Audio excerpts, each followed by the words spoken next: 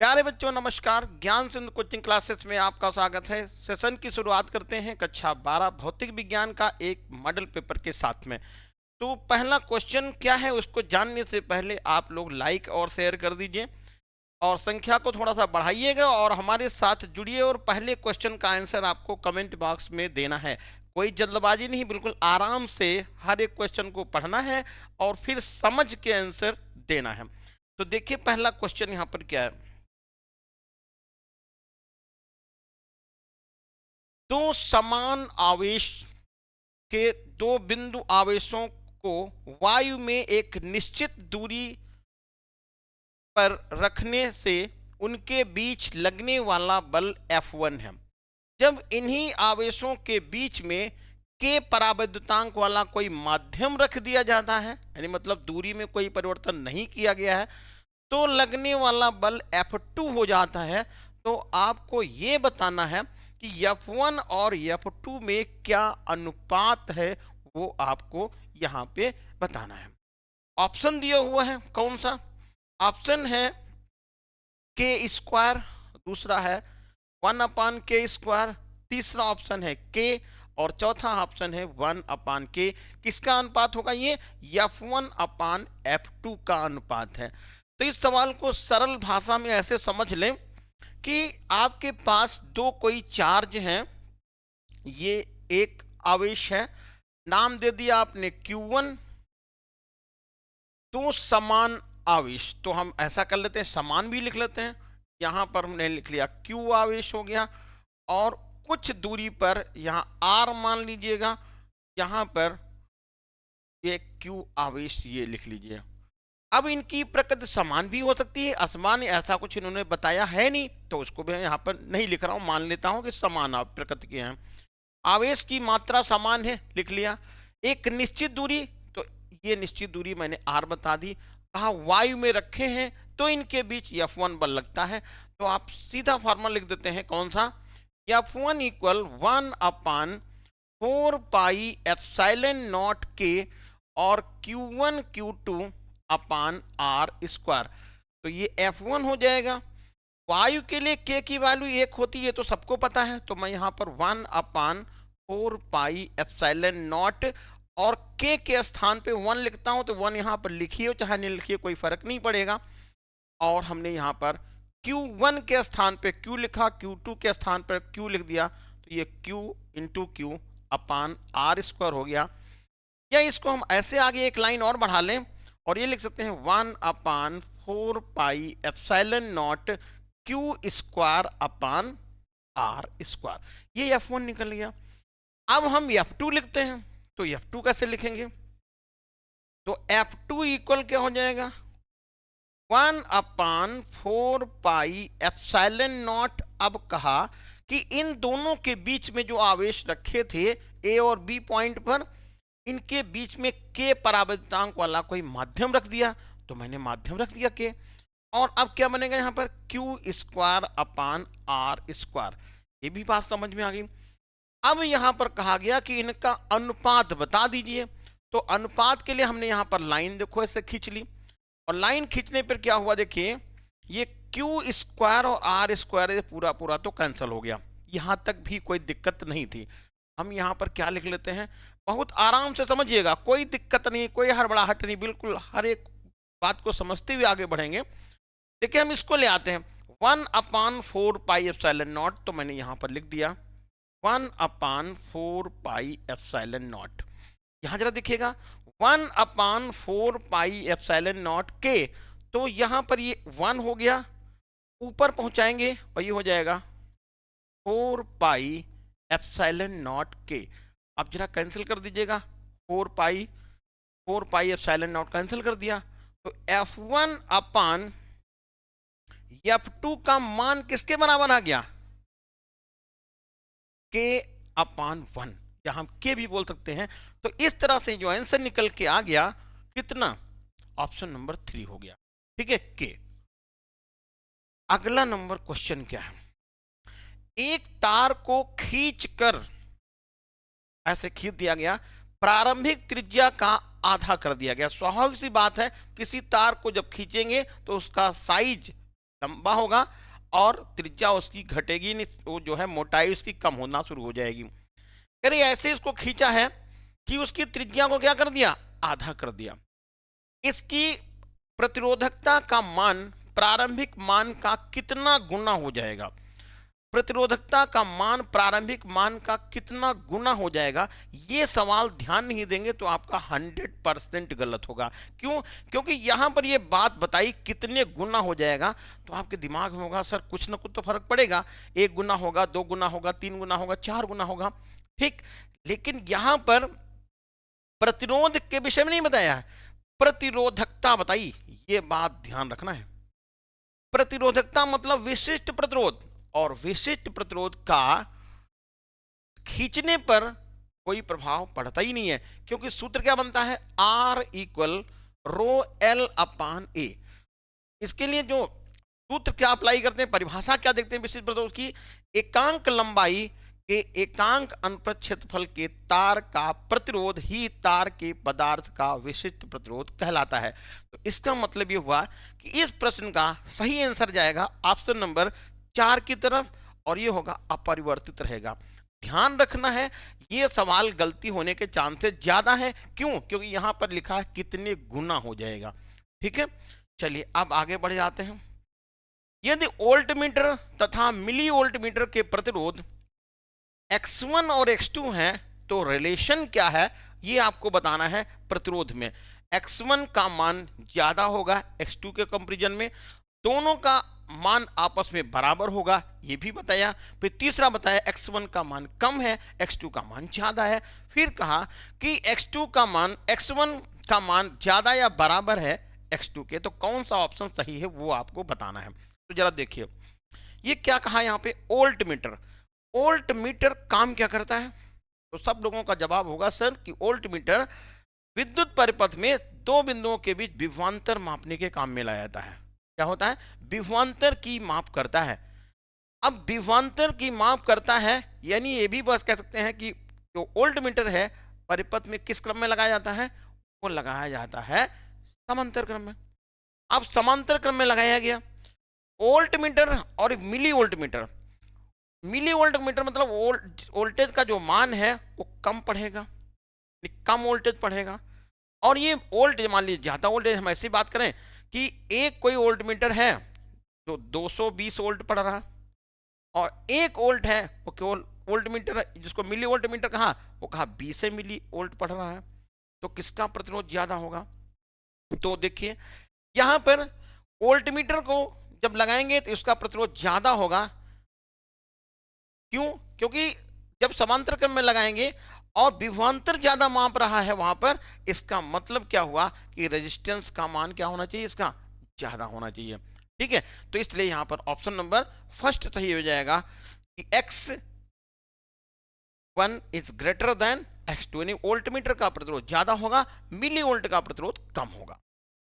अगला आते हैं, रदरफोर्ड का परमाणु मॉडल के अनुसार परमाणु के अंदर इलेक्ट्रॉन का पथ कैसा होता है। ऑप्शन दिया है वृत्ताकार, परवलयाकार, दीर्घवृत्ताकार और सर्पिलाकार।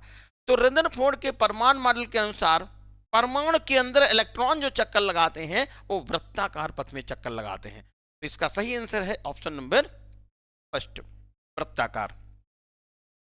अगला क्वेश्चन देखिए क्या है, √2 अपवर्तनांक वाले प्रिज्म का कोण उसके न्यूनतम विचलन कोण के बराबर है। यानी कि प्रिज्म कोण जिसको ए से लिखते हैं और न्यूनतम विचलन कोण जिसको डेल एम से लिखते हैं, दोनों आपस में बराबर हैं। अब आपसे पूछा क्या गया है, न्यूनतम विचलन कोण का मान कितना है वो आपको बताना है। न्यूनतम विचलन कोण का मान कितना है वो बताना है जो कि ये प्रिज्म कोण के बराबर है। अपवर्तनांक कितना दिया है, ये दिया हुआ है √2। तो देखो यहां पे जो सूत्र होता है वो n equal sine a plus del m upon 2 और साइन a/2, ये सूत्र होता है n equal sine a plus del m upon 2 upon sine a/2। n की जगह पर आप 2 लिख देंगे, साइन लिखेंगे, प्रिज्म कोण ए है और साथ में न्यूनतम विचलन कोण को भी ए बताया है, तो ए लिख लीजिएगा और पूरे का बटे 2 कर दीजिएगा। यहां तो कोई दिक्कत तो है नहीं। अब यहां पर कितना लिखा है, ये आएगा साइन ए बाई 2, ठीक है। अब यहां देखिए साइन 2a अपान 2, बोलिए a प्लस ए मिलके कितना होगा, 2a होगा अपान 2 और साइन ए बाई 2, ये लिख जाइएगा। अब यहां से देखिए 2 से 2 कट गया और अब आया कितना, ये बचा √2 साइन ए, यहां देखिएगा a upon sine A by 2, sine A by 2। इतना तो आप आराम से लगा ले जाएंगे, थोड़ा सा आप एक्टिव हैं तो। अब यहां से थोड़ा सा मुश्किल पड़ेगा कि आगे इसको कैसे लिखेंगे। शायद यहां पर √2 आपको नहीं दिख रहा है, इसको बढ़ा के लिख देते हैं। यहां पे √2 equal sine A upon sine A by 2। अब आगे इसको कैसे हल करेंगे, यहां पर थोड़ा दिमाग लगाना है आपको। एक फार्मूला आपने पढ़ा है, साइन 2a इक्वल 2 साइन ए कॉस है। क्या पढ़ा, साइन 2a इक्वल 2 साइन ए कॉस है। तो मैं यहां पर लिखता हूं, देखिए 2 साइन ए बाई 2, क्योंकि a होता तो हम a लिखते, एंड सॉरी 2a होता तो a लिखते, लेकिन यहां पर a है तो a बाई 2 लिखेंगे, इनटू कॉस ए बाई 2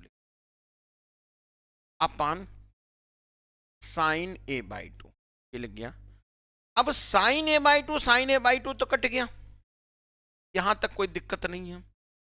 अब बचा कितना, तो ये देखिए 2 cos A by 2, 2 cos A by 2 equal √2, यहां तक आराम से लिख जाएंगे। अब लिखेंगे कॉस ए बाई 2 इक्वल √2 अपान 2, यहां तक भी आराम से लिख लिया क्योंकि आपने 2 से भाग कर लिया। अब यहां पर लिखेंगे √2 अपान √2 और √2 दो बार लिख लिया, क्यों, क्योंकि √2 को मैंने √2 और √2 लिख दिया है, ये कैंसिल हो गया। तो अब कितना बचा, कॉस ए बाई 2 इक्वल 1 अपान √2, ये बात निकल के लास्ट में आ गई। कॉस ए बाई 2 इक्वल 1 अपान √2, ध्यान रखना है, ये लिख लिया। अब ये बताइए कॉस की टेबल में 1 अपान √2 यानी 1 अपान √2 मान किस कोण का होता है, तो सब लोगों का जवाब होगा सर कॉस 45 का मान होता है। तो मैंने यहां पर लिख दिया कॉस ए बाई 2 और कॉस 45, क्योंकि कॉस 45 लिखे या 1 अपान √2 लिखे, बात एक ही है। अब कॉस और कॉस को दोनों साइड से हटा दीजिएगा, कितना बचेगा लेफ्ट साइड में, a बाई 2 बचेगा, तो a बाई 2 आप लिख लीजिएगा। और यहां पर कितना बचेगा 45, क्रॉस गुणा कर लेंगे तो a का मान निकल जाएगा 90 अंश, और यही हो गया इस प्रश्न का आंसर, ऑप्शन नंबर 4, 90 अंश। ठीक है, एक बार फिर से इसको देख लीजिएगा, कहीं कोई दिक्कत आए तो फिर से इसको देखिएगा और हल करिएगा और आपका आंसर देखिए। ये ऑप्शन में क्वेश्चन तो दिया है, लेकिन कभी कोई क्वेश्चन बड़े मतलब क्वेश्चन में पूछा जाता है नहीं कि 2 नंबर में पूछा जाएगा, ठीक है, तो इसको भी ध्यान रखना है। तो हमारा इसका सही आंसर हो जाएगा ऑप्शन नंबर 4, 90। और अगला जो क्वेश्चन है, ये क्वेश्चन कहा एन टाइप वाला अर्धचालक की प्रकृति कैसी होती है। ध्यान नहीं देंगे तो ये सवाल भी गलत होगा, क्यों, क्योंकि जैसे दिमाग में आएगा एन टाइप अर्धचालक, तो एन टाइप अर्धचालक का मतलब 5 संयुक्ता वाला अपद्रव्य मिलाया गया होगा, तभी तो एन टाइप अर्धचालक बना। नहीं, यहां पर इलेक्ट्रॉनों की संख्या ज्यादा हो गई और आपका तुरंत आंसर चला जाएगा। जैसे एन टाइप आपने देखा, कहा ये होगा नेगेटिव आवेश, और ऑप्शन नंबर 1 लगा जाएंगे, जो कि गलत है। ध्यान रखना है क्योंकि अशुद्धि क्या करती है, एक परमाणु को हटा देती है और फिर उसका जो है उसकी जगह पे स्वयं आ जाती है। और इसमें इसका जो एन टाइप अर्धचालक हो और चाहे पी टाइप अर्धचालक हो, दोनों कंडीशन में ध्यान रखना है, ये अर्धचालक उदासीन होता है। कैसा होता है? विद्युत उदासीन होता है। तो इसका राइट आंसर होगा ऑप्शन नंबर थर्ड। कोई जल्दबाजी नहीं, आराम से लिखिएगा, ये सवाल भी आपसे गलत हो सकता है। अब आते हैं क्वेश्चन नंबर सेकंड के फर्स्ट में और खंड खा में पहुंच गए, यानी खंड बा पहुंच गए। क्वेश्चन कहा गया आई और 4i तीव्रता की दो तरंगें, अधिकतम परिणामी तीव्रता का मान बताइए जब इनके बीच में कलांतर 0 हो। और अधिकतम तीव्रता की बात कही गई हो तो यहां पर कलांतर 0 ना लिखा होता तब भी हम वही बात कहते हैं। ठीक है, तो इसके लिए सूत्र आप याद रखिएगा, परिणामी यानी मैक्सिमम तीव्रता तो IMAX इक्वल I1 लिख लीजिएगा प्लस I2 लिखिएगा प्लस 2 अंडर रूट I1 और I2 cos फाई, ये सूत्र बनता है। I मैक्सिमम परिणामी तीव्रता का अधिकतम मान निकालना होगा तो I1 plus I2 plus 2 under root I1 I2 cos phi. अब देखिए I1 का मान तो I है, कैपिटल I लिख जाइएगा, और इसका मान है कितना 4i है, तो आप यहां पर 4i लिख जाइए, यहां तक भी कोई दिक्कत नहीं है। 2 निशान लगाइए। अब अंडर रूट के अंदर लिखेंगे कितना i और 4i। ठीक है, और कलांतर 90 दिया हुआ है, सॉरी 0 दिया हुआ है, तो cos 90 यहां पर हम cos 0 लिख देंगे, ध्यान रखना है। वैसे अधिकतम तीव्रता की बात करेंगे तो यहां पर 0 वैसे ही लिखा जाता है, लेकिन यहां ऑलरेडी लिख दिया है, कलांतर कितना है 0 आंसर। तो अब देखिए क्या आएगा, यहाँ पे i हो गया 4i हो गया प्लस 2। अब यहां पर जब देखेगा तो 4 का और मूल तो निकलेगा, तो 2 बार निकाल लेंगे, तो ये 2 और 2 का गुना तो 4 हो गया। फिर से समझिएगा, 2 पहले से लिखा था सूत्र में और 4 अंदर लिखा हुआ है रूट के, इसका रूट निकालेंगे तो 2 निकलेगा, बाहर आ जाएगा, तो यहां पर 4 हो जाएगा, और रूट आई और रूट आई का गुणा तो आई होगा, तो ये आई लिख लेंगे, और cos 0 का मान तो 1 होता है। तो अब जोड़ दिए कितना आएगा 4 4 8 और 9, 9i हो गई मैक्सिमम परिणामी तीव्रता, आई मैक्सिमम। ये हो गया इस प्रश्न का आंसर। अब अगला क्वेश्चन, अर्धचालक में कोटर और इलेक्ट्रॉन क्यों पाए जाते हैं, इसके विषय में भाई आपको लिखना कि अर्धचालक में कोटर क्यों पाए जाते हैं, इलेक्ट्रॉन क्यों पाए जाते हैं।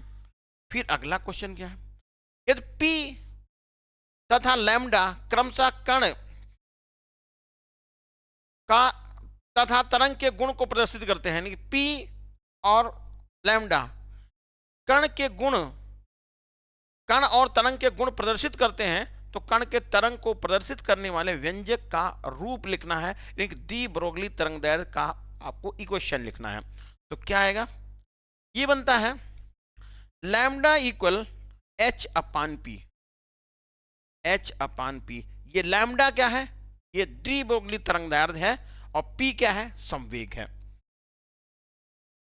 अब आता है क्वेश्चन अगला, रेडियो तरंगे और सूक्ष्म तरंगों में किसकी आवृत्ति और सेकंड नंबर में किसकी तरंगदैर्घ्य अधिक होती है। तो याद रखिएगा, जिस तरंग की आवृत्ति ज्यादा होगी तरंगदैर्घ्य कम होगी, उल्टा रिलेशन होता है, क्योंकि चाल बराबर होती है, और तरंगदैर्घ्य ज्यादा तो आवृत्ति कम। तो रेडियो तरंगों की तरंगदैर्घ्य सबसे ज्यादा होती है। फिर से सुनिएगा, रेडियो तरंगों की तरंगदैर्घ्य सबसे ज्यादा होती है। तो क्वेश्चन क्या पूछा गया है, रेडियो तरंगों तथा सूक्ष्म तरंगों में किसकी आवृत्ति, तो बताओ, जब सूक्ष्म तरंगों की तरंगदैर्घ्य कम तो आवृत्ति ज्यादा, तो हम बात करेंगे इसमें आवृत्ति किसकी ज्यादा होगी, सूक्ष्म तरंगों की, और तरंगदैर्घ्य किसकी ज्यादा होगी, रेडियो तरंगों की। रेडियो तरंगों की तरंगदैर्घ्य ये ज्यादा होती है, 1 मीटर से लगा के 10,000 मीटर तक की होती है। ठीक है, तो रेडियो तरंगों की तरंग दैर्ध्य अधिक और सूक्ष्म तरंगों की आवृत्ति अधिक होती है। एक समान चुंबकीय क्षेत्र में चुंबकीय ध्रुव पर लगने वाले बल युग्म का आघूर्ण का व्यंजक लिखना है, तो टाउ बराबर mb sin थीटा आपको लिख देना है। अब अगला नंबर क्या है, लेंज का नियम क्या है, ये किस भौतिक राशि के संरक्षण पर आधारित है। तो लेंज का नियम ये बताता है किसी परिपथ में या प्रत्यावर्ती परिपथ में प्रेरित धारा तथा प्रेरित विद्युत वाहक बल, प्रेरित धारा अथवा प्रेरित विद्युत वाहक बल सदैव उस कारण का विरोध करता है जिसके कारण वह स्वयं उत्पन्न होता है। प्रेरित धारा या प्रेरित विद्युत वाहक बल सदैव उस कारण का विरोध करता है जिसके कारण वह स्वयं उत्पन्न होता है। और किस सिद्धांत पर आधारित है, ऊर्जा संरक्षण के सिद्धांत पर आधारित है। अब आ जाइए खंड सा में, और क्वेश्चन में दिया हुआ है एप्सिलॉन नॉट का मान है 8.85 इंटू 10 की पावर -12 फैराड प्रति मीटर तथा म्यू नॉट का मान दिया है 4 पाई इंटू 10 की पावर -7 हेनरी प्रति मीटर हो, तो दिखाइए 1/4 पाई एप्सिलॉन नॉट का मान इतना होता है। ठीक है, तो क्या करना है, देखो देखिए यहां पर 1/4 पाई, ये 4 पाई का मतलब 3 गुणा पाई का मान 3.14 लिख दीजिएगा, और एप्सिलॉन नॉट की जगह पर ये मान लिख दीजिएगा 8.85 गुणे 10 की पावर -12, मात्रक लिख लीजिएगा फैराड प्रति मीटर स्क्वायर, नीचे कर लीजिएगा फैराड प्रति, ये होगा फैराड प्रति मीटर स्क्वायर, ऊपर लिख दीजिएगा, कोई दिक्कत नहीं है।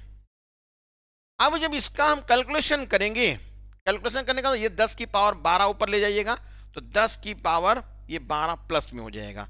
अब कैलकुलेशन करना आपका काम है। देखिए 4 गुणा 3.14 और 8.85, इनका गुणा कर लीजिएगा, जितना आ जाए। अब गुणा ज़्यादा दिमाग मत लगाइएगा, ज़्यादा गुणा करने की जरूरत नहीं कि साइड में आप लेके गुणा ही करते हैं 10 मिनट तक के। और ये जब हल करेंगे तो मान आपको, जब पूरा इसको हल करेंगे, पॉइंट हटा देंगे ये, तो हमारा मान ये निकल जाएगा 9 इंटू 10 की पावर 9 के करीब में। यानी कैसे, ये जब भाग करेंगे एक को, यानी एक से जब आप इतने का गुणा करके, ध्यान दीजिएगा 1 ये इतने का गुणा करके जब यहाँ पर भाग करेंगे तो जो मान निकलेगा वो निकलेगा 0.009 करके। ठीक है, तो उस हिसाब से आपका ये मान हो जाएगा 9 इंटू 10 की पावर 9। और फैराड प्रति मीटर, फैराड धारिता कहाँ से लाएंगे, फैराड धारिता होगी, देखिए संधारित्र की धारिता है, तो Q equal C into V, ध्यान दीजिएगा Q equal C into V, तो C इक्वल क्या हो जाएगा Q/V। तो आपको यहाँ पर क्या लिखना पड़ेगा, Q/V, यहाँ पर एक Q/V ऊपर पहुंचा देंगे मात्रक के रूप में। ठीक है, और बस हल करके और आपका आंसर यहाँ से निकल जाएगा। यही हाल यहाँ पे भी है। ये जो क्वेश्चन दिया हुआ है ये बेहद इंपॉर्टेंट क्वेश्चन है और आपसे बहुत तरह से पूछा जाता है कि सिद्ध कीजिए 1/√μ0 epsilon naught is equal to C, जहां C प्रकाश का वेग है। ठीक है, ऐसे पूछा जाता है। या ये जो लिखा हुआ है इसको बताइए, क्या ये कह सकते हैं कि इसका जो मात्रक है 1/√μ0 एप्सिलॉन नॉट का मात्रक ये प्रकाश की चाल के मात्रक यानी मीटर पर सेकंड होता है, या इसकी विमा चाल की विमा के बराबर होती है, ऐसे भी पूछा जा सकता है। तो इसके लिए करना क्या, देखिए यदि सवाल पूछा जाएगा तो ये दोनों मान दिए होंगे, ये वाला मान और ये वाला मान दिया होगा। अब बस आपको करना यहां पर ये है, इनका जो है μ0 एप्सिलॉन नॉट जो भी मान लिखा है और 1/4 पाई एप्सिलॉन नॉट, इनको आपस में भाग कर देंगे, और भाग करेंगे तो ये होगा एप्सिलॉन नॉट इसके पास में चला जाएगा, और फिर मात्रक को हल रखते हुए आगे बढ़ते चले जाएंगे, और यहां पर जो ये मान आ जाएगा 3 × 10⁸ और साथ में मीटर पर सेकंड भी निकल जाएगा। ये सवाल छोटा नहीं, थोड़ा सा बड़ा सवाल है, फिर से समझिएगा। क्या करना है, आपको ये लिखना है और बटे में ये लिख देना है, कौन सा 1/, कितना 4 पाई एप्सिलॉन नॉट, ये लिखना है। अब ये एप्सिलॉन कहां चला जाएगा, ऊपर चला जाएगा, और यहां पर म्यू नॉट का जो मान है वो 4 पाई इंटू 10 की पावर -7 ये डाल देंगे और हल कर लेंगे, मात्रक डालते चले जाएंगे और आपका आंसर यहां से निकल जाएगा। अगला क्वेश्चन क्या दिया है, परमाणु द्रव्यमान इकाई यानी कि एटॉमिक मास यूनिट, जिसको एएमयू लिखा गया है, को परिभाषित कीजिए। तो एटॉमिक मास यूनिट का जो है ये कार्बन यानी C612 के 12वें भाग के बराबर जो मान होता है वही क्या कहलाता है, एटॉमिक मास यूनिट कहलाता है। ठीक है, और इससे जो ऊर्जा उत्पन्न होती है, आइंस्टीन का समीकरण लगाएंगे, E = m/c²। इससे हल करेंगे तो आपका आंसर निकल जाएगा 931 मिलियन इलेक्ट्रॉन वोल्ट। या हम ऐसे समझ लें, यहां पर देखिए जो मान है एटॉमिक मास यूनिट का द्रव्यमान जो निकलेगा 1.66 इंटू 10 की पावर -27 किलोग्राम ये आएगा। कार्बन 12 के C6C12 के 12वें भाग का जो मान हुआ 1.66 इंटू 10 की पावर -7 किलोग्राम हो गया। अब आइंस्टीन का समीकरण लगाएंगे, E = m/c²। m की जगह पे 1.66 लिखना चाहे तो या 1.6 से भी काम चला सकते हैं। 10 की पावर -27 ये हो गया, और m यहां पर c का मान हो गया 3 × 10 की पावर 8 और 3 × 10 की पावर 8, 10 की पावर 8 ये लिख लीजिए। इसको आपको जब हल करेंगे तो मान निकलेगा जूल में। हमको जूल में मान नहीं चाहिए, हमको चाहिए किसमें, मिलियन इलेक्ट्रॉन वोल्ट में। पहले तो इलेक्ट्रॉन वोल्ट में पता करेंगे, तो इलेक्ट्रॉन वोल्ट में पता करने के लिए 1.6 × 10 की पावर -19 से भाग करेंगे तो मान निकलेगा इलेक्ट्रॉन वोल्ट में, और फिर इसको भाग करेंगे 10 की पावर 6 से तो बन जाएगा ये मिलियन इलेक्ट्रॉन वोल्ट, और ये कैलकुलेशन करेंगे तो 931 MeV निकलेगा। एक बार फिर से समझ लीजिएगा, क्या करना है आपको, ये m का मान निकल जाएगा, यानी एक AMU जो निकलेगा वो 1.66 इंटू 10 की पावर -27 किलोग्राम बोल देंगे। यही वाला मान आप इस आइंस्टीन समीकरण में डाल देंगे, तो उसके बाद जो भी मान निकलेगा वो निकलेगा जूल में। हमको बदलना किसमें, इलेक्ट्रॉन वोल्ट में। तो पहले इलेक्ट्रॉन वोल्ट में बदलने के लिए 1.6 × 10 की पावर -19 से भाग करेंगे। जब ये भाग हो जाए तो उसी के साथ साथ यहां पर 10 की पावर 6 से और भाग कर दिएगा तो ये बदल जाएगा मिलियन इलेक्ट्रॉन वोल्ट में, और हमारा आंसर आएगा 931 मिलियन इलेक्ट्रॉन वोल्ट, या 931.15 भी हो सकता है। अगला नंबर क्या, ये है 1.5 इलेक्ट्रॉन वोल्ट कार्यफलन वाली धातु की प्लेट पर 5.5 इलेक्ट्रॉन वोल्ट का फोटॉन आपतित होता है। उत्सर्जित फोटॉन इलेक्ट्रॉन की गणना कीजिए। निम्नलिखित की क्या है, गति ऊर्जा वेग निकालना है। बहुत आसान क्वेश्चन है। वैसे जैसे ही आपको दिख जाए कि ये प्रकाश विद्युत प्रभाव का सवाल है तो उस कैलकुलेशन ज्यादा होता है, लेकिन बाई चांस यहां पर ये जो सवाल लिया गया है वो थोड़ा इसमें कैलकुलेशन कम है। कैसे समझिए, ये है कार्यफलन और ये है फोटॉन की ऊर्जा। ध्यान दीजिएगा, जैसे मान लीजिए ये पृष्ठ हमारा हाथ जो है ये पृष्ठ है, इससे इलेक्ट्रॉन निकलने के लिए यानी प्रकाश इलेक्ट्रॉन निकलने के लिए जो न्यूनतम ऊर्जा की जरूरत है जिसको कार्यफलन कहा गया वो कहा गया है 1.5 इलेक्ट्रॉन वोल्ट। जो फोटॉन आपतित हुआ उसके पास ऊर्जा कितनी है, 5.5 इलेक्ट्रॉन वोल्ट। अब बताइए आने वाले फोटॉन के पास ऊर्जा है 5.5 और इससे इलेक्ट्रॉन निकलने के लिए केवल ऊर्जा चाहिए 1.5। तो जरा हमको ये बता दीजिएगा 5.5 इलेक्ट्रॉन वोल्ट ऊर्जा लेके वो फोटॉन आया है और निकलने के लिए केवल चाहिए कितनी, केवल निकलने के लिए चाहिए उसको 1.5 इलेक्ट्रॉन वोल्ट। तो शेष कौन सी ऊर्जा बचेगी, गति ऊर्जा रह जाएगी। तो मैं माइनस यहां पर कर देता हूं और ये हो जाएगा आपका 0 और 4 इलेक्ट्रॉन वोल्ट उसके पास कौन सी ऊर्जा होगी, गति ऊर्जा। वैसे सूत्र में आप लगा दीजिएगा, ये होता है E = hν minus W। hν minus W, hν यानी कि ये फोटॉन के पास ऊर्जा है तरंग दैर्घ्य तो देने की सीधे ऊर्जा दे रखी है, तो ये हो गई। या इसको हम ऐसे ही बोल सकते हैं, ई के इक्वल ई माइनस डब्ल्यू, ऐसे भी बोल सकते हैं हम। ई का मतलब फोटान के पास ऊर्जा और डब्ल्यू का मतलब कार्यफलन। तो बस घटा दीजिए, ये आंसर आपको यहां से मालूम हो जाए। यहां तक कोई दिक्कत नहीं है।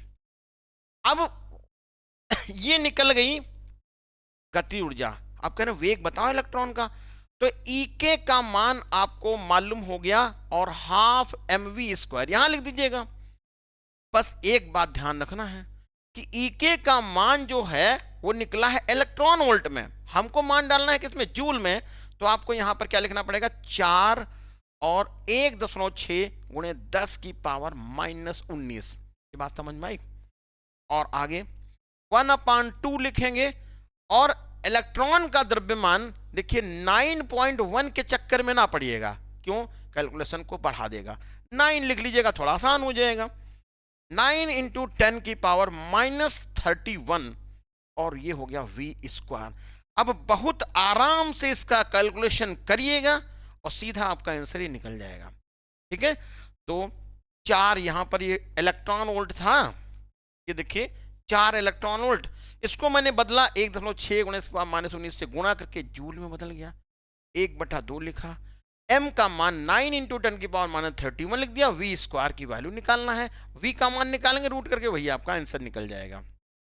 चलिए, इस तरह से ये क्वेश्चन हो गया। अब यहां पर कह रहे हैं दिखाइए कि L/R का जो मात्रक है, या C और R के मात्रक हैं, वो समय के मात्रक हैं। या इसको शॉर्ट में समझे कि L/R जो है ये समय को इंडिकेट कर रहा है। L/R का मात्रक समय यानी कि सेकंड है। अब कैसे लाएंगे, देखिए ये सूत्र आपने पढ़ा है, E equal -L delta I upon delta T, ये पढ़ा है। तो हम यहां पर लिखते हैं E इंटू डेल्टा T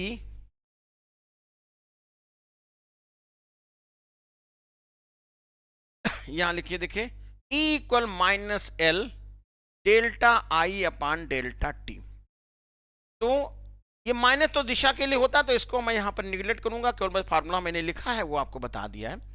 तो E इंटू टी हो गया, E इंटू डेल्टा टी लिख दीजिए, कोई दिक्कत नहीं है, equal L into delta I। अब डेल्टा का मतलब होता है समय से परिवर्तन, धारा में परिवर्तन, डेल्टा टी का मतलब समय में परिवर्तन। तो अब यहां पर हम लिखते हैं L, तो L ये हो गया L equal E into delta T upon delta I। इसे ध्यान दीजिएगा, L equal E into delta T upon delta I। लेकिन यहां पर देखिए क्या है, L अपान R लिखना है। अब हमको L अपान R लाना है, तो L यहां लिख लीजिएगा, R यहां लिख लीजिएगा। L का मान तो आपने पता कर लिया यहां से, कितना, E into delta T upon delta I। अब R कहां से लाएंगे, R तो प्रतिरोध है, तो फार्मूला क्या बनता है, V equal I into R। तो R इक्वल होगा V upon I, R equal V upon I। तो मैं यहां पर देखिए R की जगह पे लिखता हूं V अपान I, ये लिख लीजिए। ठीक है, आपको हमने अभी पहले बताया था कि डेल्टा I का मतलब धारा में परिवर्तन और डेल्टा टी का मतलब समय में परिवर्तन, लेकिन यहां पर केवल हमको मात्रक दिखाना है। तो क्या करेंगे, देखिए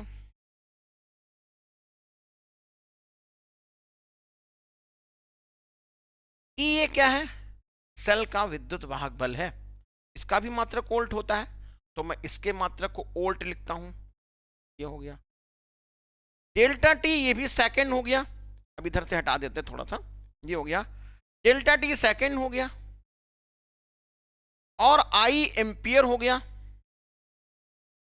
एम्पियर हो गया अपान में, ये डेल्टा I धारा में परिवर्तन मात्रक तो एम्पियर रहेगा, एम्पियर हो गया, और ये वोल्ट हो गया विभवांतर का। अब देखिए वोल्ट से वोल्ट कट गया, एम्पियर से एम्पियर कट गया, बचा कौन, सेकंड बचा, हो गया आंसर। आपका ये आंसर है सेकंड। इसी तरह से C धारिता के लिए लाएंगे, हाँ, ये देखिए अगला, ये कहा सी आर के मात्रक समय के मात्रक होते हैं, तो इसको कैसे लिखेंगे? तो सी मतलब धारिता होती है, और धारिता का जो फार्मूला होता है वो Q equal C into V होता है। Q equal C into V, कि आवेश और वोल्टेज का अनुपात धारिता कहलाता है। तो मैं यहाँ पर क्या लिख दूं, और आर तो प्रतिरोध है, तो यहाँ पर C की जगह पर क्या आएगा, C की जगह पर Q होगा Q अपान V, तो यहाँ पर आप Q अपान V लिख लीजिएगा, वो ये R हो जाएगा। तो ये Q को हमने Q लिख लिया, और V I यहाँ पर V equal I into R होता है, तो R equal V upon I, यहाँ पर ये V अपान आई हो गया, V से V कट गया। अब कितना बचा, Q अपान आई बचा, Q को क्या बोलेंगे, I इंटू टी, बस हो गया, और ये I पहले से लिखा, कैंसिल हो गया, T निकल गया। तो इस तरह से CR का मात्रक भी समय का मात्रक होता है। ठीक है, अगला सवाल देखिए, एक सच की दिशा में गतिशील चुंबकीय तरंग का समीकरण देखो दिया हुआ है, आपको वोल्ट प्रति मीटर में दिया हुआ है।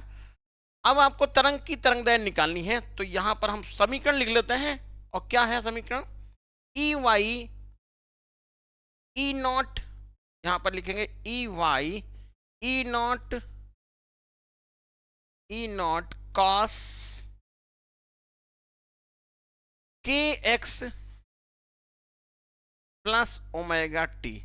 इससे आपको कंपेरिजन करना है, और जब कंपेरिजन करना है तो तरंगदैर्घ्य निकालना है, तो यहां पर के एक्स से कंपेरिजन यहां पर करेंगे तो के का मान निकल जाएगा, ओमेगा का मान आपको यहां से निकल जाएगा, ओमेगा अपान के ये वी होता है, और फिर आगे यहाँ पर तरंग का वेग निकालेंगे, आवृत्ति यहाँ से आपको ओमेगा 2 पाई एन होता है, इससे आपको तरंगदैर्घ्य भी मालूम हो जाएगी। फिर चुंबकीय क्षेत्र की दिशा बतानी है, चुंबकीय क्षेत्र का मान भी बताना है, तो सूत्र देखिए क्या होता है, E naught upon V naught, E zero upon B zero is equal to C होता है। ई नॉट की वैल्यू मालूम, बी नॉट की वैल्यू निकालनी है, और सी यानी प्रकाश का वेग दिया हुआ है। ठीक है, तो इस समीकरण को आधार मान करके आपको आवृत्ति, तरंगदैर्घ्य, वेग सब निकल जाएगा। अगला देखिए क्या है, समान वोल्टता के दो विद्युत स्रोत, विद्युत बल्ब जिनके प्रतिरोध का अनुपात 1:2 है, समांतर क्रम में जोड़ा गया। तो समांतर क्रम में जोड़ेंगे तो शक्ति क्षय में क्या अनुपात होगा वो आपको निकालना है। फार्मूला यहां पर लिख देते हैं, P equal V square upon R. तो वोल्टेज क्या है, वोल्टेज तो समांतर क्रम में समान हो गया, तो इसमें जो शक्ति क्षय का अनुपात होगा प्रतिरोध के व्युत्क्रमानुपाती हो जाएगा, यानी V समानुपाती 1/R के। तो यहां पर आप लिख सकते हैं P1 upon P2 is equal to, ये हो जाएगा R2 अपान R1, और R2 कितना हो जाएगा, 2/1, ये हो जाएगा इस प्रश्न का आंसर। अगला नंबर देखिए, एक समान चुंबकीय क्षेत्र में गतिमान आवेश पर लगने वाला बल अधिकतम कब होता है, कब न्यूनतम होता है। तो एक समान चुंबकीय क्षेत्र में आवेश पर लगने वाला बल कब अधिकतम होता है, जब 90 अंश पर चुंबकीय क्षेत्र की दिशा से गति करेगा, और न्यूनतम कब होता है, जब चुंबकीय क्षेत्र की दिशा में गति करेगा। फिर आपको यहाँ पर चालन बैंड, संयोजन बैंड और ऊर्जित बैंड के विषय में आपको लिखना है। व्हीटस्टोन सेतु क्या है, आपको सबको पता है, यह प्रैक्टिकल से भी संबंधित है। संयुक्त अवस्था में क्या कंडीशन होती है, P अपान Q इक्वल R अपान S। अनुपातिक भुजाएं P अपान Q R अपान S हो गया। संयुग्मी भुजाएं जो हम विकर्ण जोड़ते हैं, जिसमें सेल एक में विकर्ण में लगाते हैं और एक में धारामापी लगाते हैं। फिर अगला देखिए, विद्युत सेल तथा विद्युत वाहक बल, विद्युत सेल का विद्युत वाहक बल और विभवांतर और आंतरिक प्रतिरोध के बीच जो संबंध क्या है वो लिखना है। तो देखिए यहां पर ये सूत्र होता है E equal P minus I R, sorry उल्टा लिख गया है, अच्छा दोनों कंडीशन होती है, मैं दोनों बता देता हूं। P equal E minus I R, ये शर्त होती है कब, जब सेल से धारा ली जाती है तब, यानी कि विद्युत वाहक बल कम होता है और उसका विद्युत वाहक बल ज्यादा होता है और टर्मिनल विभवांतर कम होता है। फार्मूला बनता है V equal E minus I R. लेकिन यदि ही सेल चार्ज होता हो तो कंडीशन बदल जाती है और फार्मूला हमारा बन जाता है V equal E plus I R. सवाल आपसे ऐसे भी पूछा जा सकता है कि किस कंडीशन में V का मान ज्यादा होता है, यानी सेल का टर्मिनल विभवांतर ज्यादा होता है और विद्युत वाहक बल कम होता है। ठीक है, तो आपको पता चल गया। अब यहां पर आपको ये थ्योरेटिकल क्वेश्चन है, ध्रुवण की घटना को बताना है और कारण से स्पष्ट करना है कि अनुदैर्ध्य तरंगों में ये संभव नहीं होता है और अनुप्रस्थ तरंगों में ये ध्रुवण की घटना संभव होती है। अब आते हैं क्वेश्चन अगला, समांतर धारावाही चालकों के बीच लगने वाला बल कब किस दिशा में होता है, आकर्षण और प्रतिकर्षण। तो याद रखना है, जब तार में यानी दोनों तारों में धारा की दिशा समान होती है तो इनके बीच में लगता है आकर्षण बल, और जब धारा होती है विपरीत दिशा में तो लगता है प्रतिकर्षण बल। फार्मूला आपको पता है, F upon L equal mu naught upon 2 pi I1 I2 upon R. अगला देखिए, डिस्टकारी युक्ति क्या है, एसी को डीसी में बदलना ही क्या कहलाता है, डिस्टकारी कहलाता है, और डायोड का उपयोग करते हैं डिस्टकारी के रूप में। अब इसके साथ में क्वेश्चन लगा हुआ है, ये कह रहे हैं कि दिए गए परिपथ में डायोड डी अनुदिश विभव 0.05 वोल्ट है। अनुदिश का मतलब अग्र अवनत, जैसा कि आपने पढ़ा डायोड में अग्र अवनत होता है, उत्क्रम अवनत।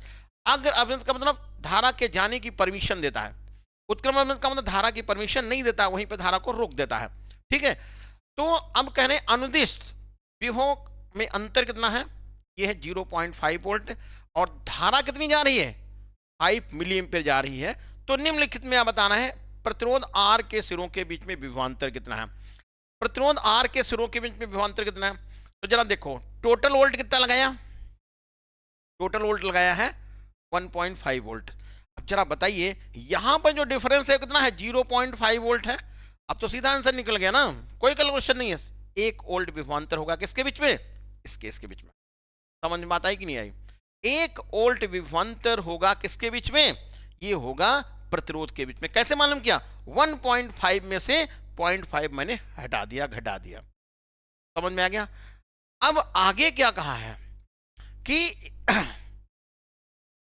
प्रवाहित धारा है कितनी, 5 मिली एम्पियर, यानी इस प्रतिरोध में से जो धारा जा रही वो भी तो जाएगी कितनी, 5 × 10 की पावर -3 एम्पियर जाएगी। ये आई हो गया धारा। अब कह रहे हैं कि इसके बीच में प्रतिरोध कितना है वो निकालो, तो V इक्वल I × R होता ना, अपना मान डालेगा, आंसर आपको पता चल जाएगा R का, V अपान I। अगला नंबर देखिए क्या है, प्रकाश बद्ध प्रभाव के लिए काल्य फलन दहलीय आवृत्ति निरोधी विभव, सबकी आपको डेफिनेशन लिखनी है, बहुत आसान है, कोई दिक्कत नहीं है। फिर प्रकाशिक तंतु की कार्यविधि सिद्धांत और कार्यविधि का वर्णन करिए। तो आपको प्रकाशिक तंतु है, प्रकाश के किस सिद्धांत पर कार्य करता है, तो पूर्ण आंतरिक परावर्तन के सिद्धांत पर कार्य करता है। फिर अगला क्या है, ANG का मान 3/2 है, ANW थोड़ा देखिए लिखने में गड़बड़ है, चलिए ऐसे भी समझ सकते हैं, ANG ऐसे इसको पढ़िएगा, ANG और ANW होना चाहिए यहाँ पे, ANW 4/3 है। माध्यमों के भी संचालित होते, इसमें सघन तथा विरल माध्यम कौन है, तो सघन माध्यम कौन है, जिसका अपवर्तनांक कम वो सघन माध्यम, जिसका अपवर्तनांक ज्यादा नहीं, सॉरी, जिसका अपवर्तनांक कम वो विरल माध्यम, जिसका अपवर्तनांक ज्यादा वो सघन माध्यम। ठीक है, तो आपको सबको पता चल गया, कांच क्या है, सघन माध्यम है, और जल क्या है, विरल माध्यम है, क्योंकि कांच का अपवर्तनांक इस कंडीशन में जो लिखा है 1.5 है और जल का अपवर्तनांक 1.33 है, क्योंकि आप 4/3 भाग करेंगे तो 1.33 ही मान आएगा। चलिए, सघन माध्यम में क्रांतिक कोण का मान ज्ञात कीजिएगा। तो सघन माध्यम में क्रांतिक कोण n = 1/sin c लिखना है, आंसर आपको बता देना है। निम्नलिखित में प्रत्येक के उदाहरण देना है, समस्थानिक क्या है, समस्थानिक समभारी क्या है, समन्यूट्रॉनिक क्या है, नाभिक का आकार कैसा होता है और द्रव्यमान क्षति क्या है, इन सब के विषय में आपको लिखना है। अगला नंबर देखिए क्या है, बोहर का क्वांटम सिद्धांत लिखे। 11वीं कक्षा में परिक्रमण करते हुए किसी इलेक्ट्रॉन की कक्षा में इलेक्ट्रॉन की परिधि की द्विबोगली तरंगदैर्ध्य गुणक होती है पूर्ण गुणक पाई लैम्डा की, यानी 2NH/2 पाई की। फिर उस आधार पे आपको स्थिति ऊर्जा, गति ऊर्जा और कोणीय संवेग, थोड़ा डेरिवेशन बड़ा हुआ है, थ्योरेटिकल क्वेश्चन है, इसको आपको अपने आप तैयार करना है। एक बैटरी की सहायता से एक समांतर प्रेरक संधारित्र को आवेशित किया गया, यानी समांतर प्रेरक संधारित्र उसको बैटरी की चार्ज किया गया। संधारित्र को बैटरी से विच्छेदित मतलब बैटरी को हटा दिया गया, के परावर्तनांक वाली माध्यम की एक पट्टी रख दी गई। तो क्या परिवर्तन होगा वो बताना है। अब ऐसे सीधी सी बात ऐसे समझिएगा कि हमारे पास एक संधारित्र ये है, ये संधारित्र हो गया, इसको हमने बैटरी से चार्ज किया। यहां पर थोड़ा ये मैंने कोई बैटरी लगाई और ये कुंजी लगा दी यहां पे, और इसको हमने चार्ज कर लिया। चार्ज हो गया, ठीक है। चार्ज होने का मतलब इसके अंदर क्या आ गया, आवेश आ गया, ठीक। अब हमने यहां पर क्या कर दिया, डिस्कनेक्ट कर दिया, बैटरी को हटा दिया, यानी ऐसे हमने इसको हटा दिया। अब हटाने पर क्या किया है वो जरा बताइए। नहीं, इसके अंदर अब इसको इस तरह से समझिएगा, ये आपके पास संधारित्र था और इसके अंदर आवेश आ गया, और जितना आवेश आना था यानी समझ लो पूरा डब्बा भर गया। ये आपके पास ये कोई डिब्बा था, उसके अंदर आपने पूरा का पूरा क्या कर दिया, पूरे डिब्बे को भर दिया। अब के परावर्तनांक वाली पट्टी इसके बीच में डालेंगे, इसके बीच में जब पट्टी डालेंगे तो धारिता क्या होगी, बढ़ जाएगी। आपको पता है कि समांतर परिसंधाय की धारिता जब पट्टी उसमें बीच में डालेंगे तो धारिता बढ़ेगी। अब बताओ, आवेश उतना ही है, यानी इसके अंदर जो आपने भरा था आवेश उसकी मात्रा तो उतनी है, लेकिन धारिता पहले से ज्यादा हो गई, यानी वो धारण ज्यादा कर सकता आवेश, तो स्वाभाविक सी बात उसका लेवल क्या हो जाएगा, घट जाएगा, यानी विभव घटेगा, ठीक। तो ये बात समझ में आई। आगे और पूछा क्या, जरा देख लीजिएगा। हाँ, धारिता पर क्या प्रभाव पड़ेगा, धारिता उसकी क्या हो जाएगी, ज्यादा हो जाएगी। आवेश पर क्या प्रभाव पड़ेगा, आवेश पर कोई प्रभाव नहीं पड़ेगा, क्योंकि आवेश देने वाला कौन था, बैटरी, बैटरी तो डिस्कनेक्ट हो गई, ठीक। विभवांतर, विभवांतर क्या होगा, डाउन होगा, कम होगा, क्यों, क्योंकि आवेश था उतना ही धारिता हो गई ज्यादा। समझ में आया। और वैद्युत स्थिति ऊर्जा पर क्या प्रभाव पड़ेगा और वैद्युत क्षेत्र पर क्या प्रभाव पड़ेगा।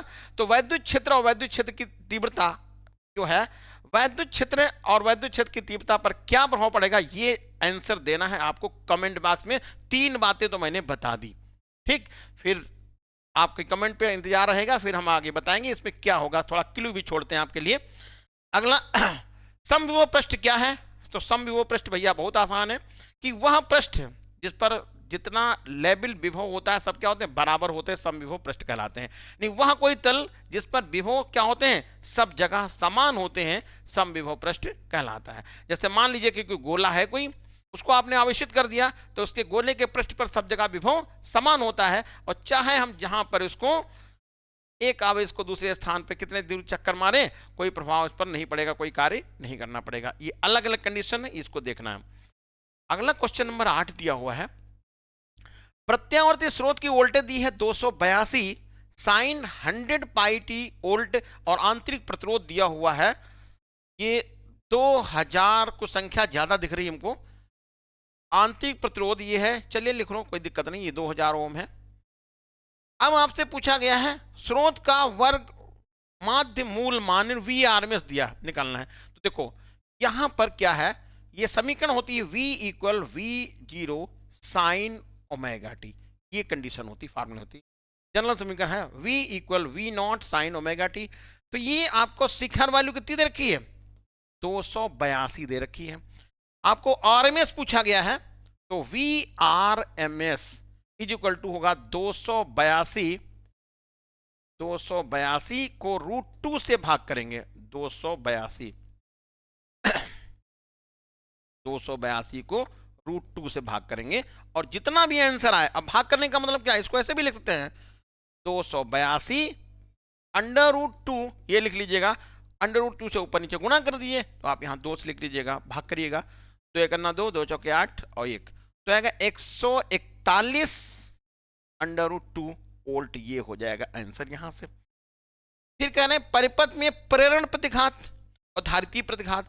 तो प्रेरण प्रतिघात यहां से ओमेगा की वैल्यू लाएंगे, कितनी, ओमेगा टी लाएंगे, कितना, 100 पाई टी, ये कट गया, तो यहां पर आया ओमेगा टी और ये होगा 100 पाई टी, ये सो कट गया इधर से।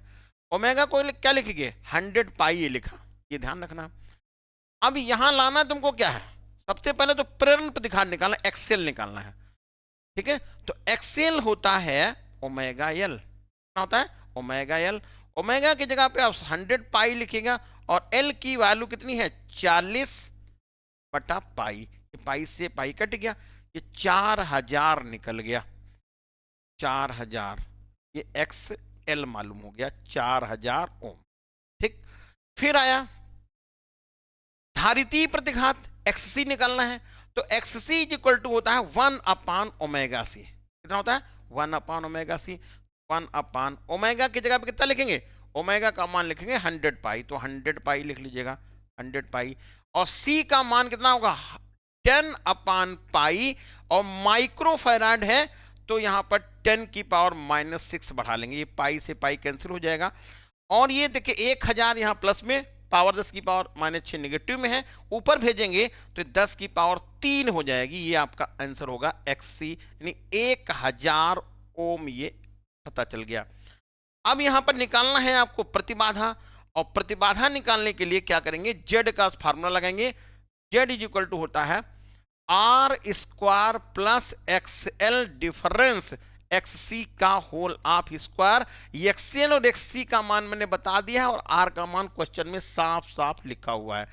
अब धारा निकालनी है, तो धारा I equal V upon Z, V upon Z, क्योंकि ये धारा यहां पर आरएमएस में पूछी गई है।